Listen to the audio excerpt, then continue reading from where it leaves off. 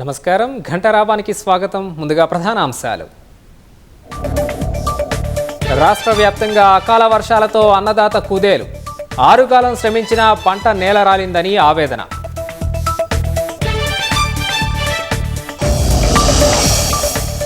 NDSA నివేదికను రాష్ట్ర అధికారులకు పంపిన ప్రభుత్వం.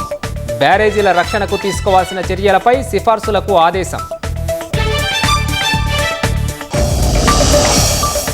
కులగణన తాజా రాజకీయాలపై ఏఐసీసీ సమాలోచన.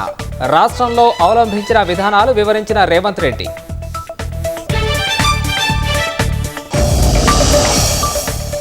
అమరావతి పునర్నిర్మాణ పనులకు ప్రధాని మోదీ శ్రీకారం. 49,000 కోట్ల విలువైన 74 పనులకు అంకురార్పణ.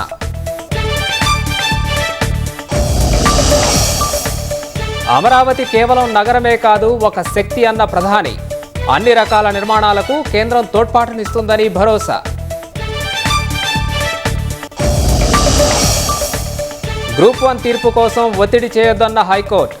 వేల మంది విషయంలో తొందరపడొద్దని టీజీపీఎస్సీకి హితవు.